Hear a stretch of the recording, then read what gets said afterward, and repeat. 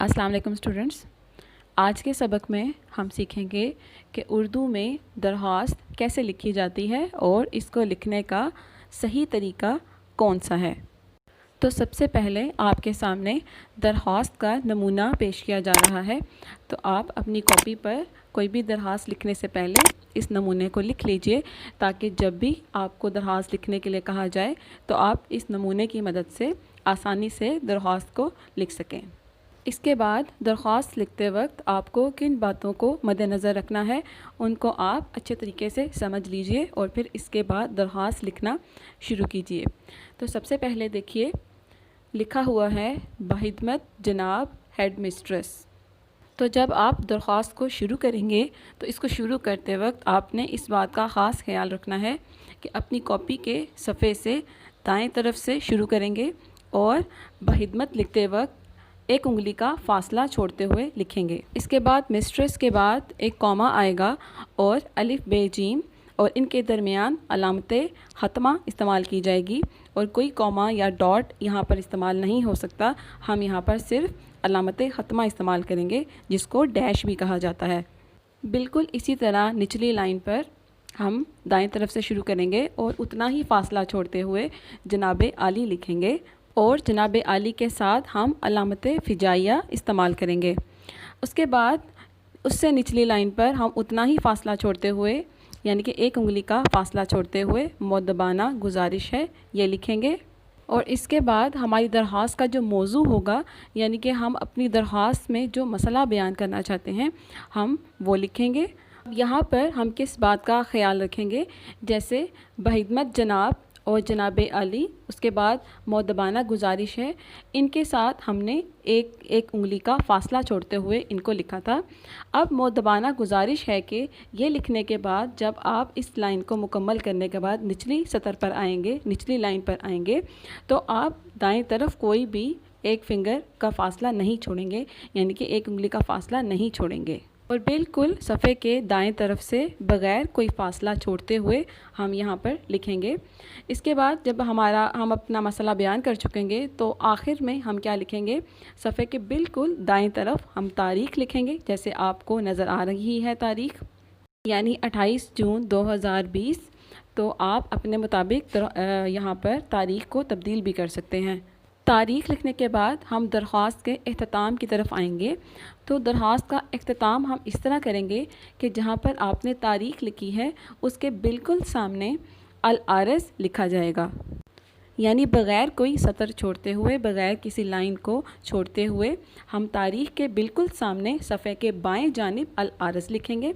उसके बाद हमज़ा, छोटी ए, बड़ी ए और इनके दरमियान में अलामत ख़त्मा इस्तेमाल होगी और फिर मुतल्लिम जमात और फिर ब्रैकेट में जिस जमात में आप पढ़ रहे हैं वो लिखा जाएगा। तो आप हफ्तम जमात में पढ़ रहे हैं तो यहाँ पर हफ्तम ही लिखा जाएगा।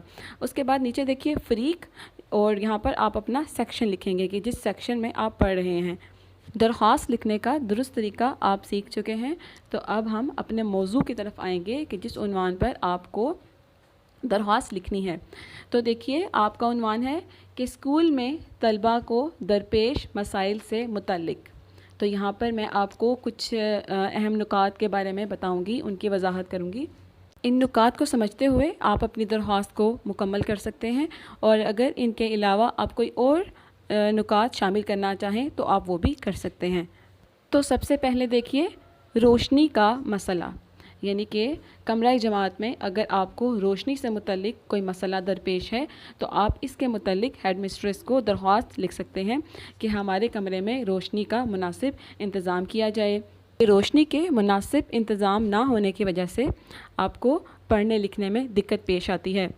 उसके बाद आगे देखिए, बिजली का मसला, यानी कि अगर आपके कमरा जमात में बिजली मौजूद नहीं है, अगर बिजली से चलने वाली अशिया हैं जैसे पंखा है या बल्ब है वो मौजूद नहीं है तो आप उसके बारे में लिख सकते हैं।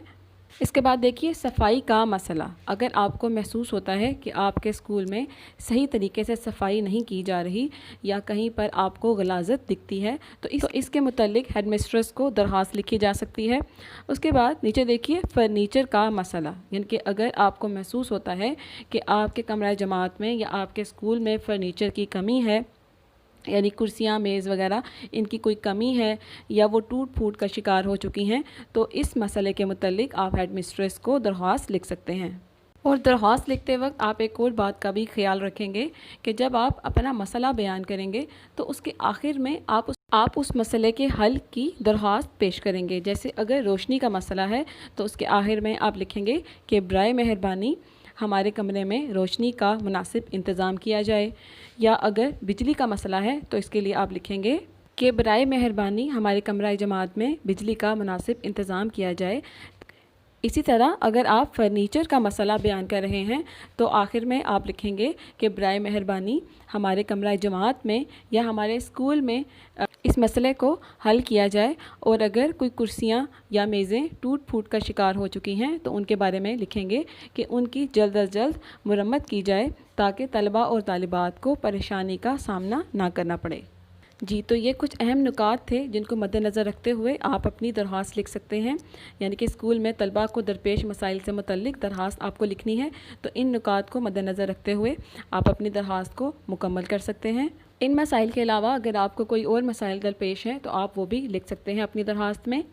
और इसके बाद आप अपनी दरख्वास्त का इख्तिताम उसी तरह करेंगे जिस तरह आपको दरख्वास्त लिखने के नमूने में सिखाया गया है कि अल आरज़ किस तरफ लिखना है और हमज़ा छोटिए बड़िए किस तरह लिखना है, उनके दरमियान में क्या आएगा। बिल्कुल उसी को मद्देनज़र रखते हुए आप अपनी दरख्वास्त का इख्तिताम करेंगे।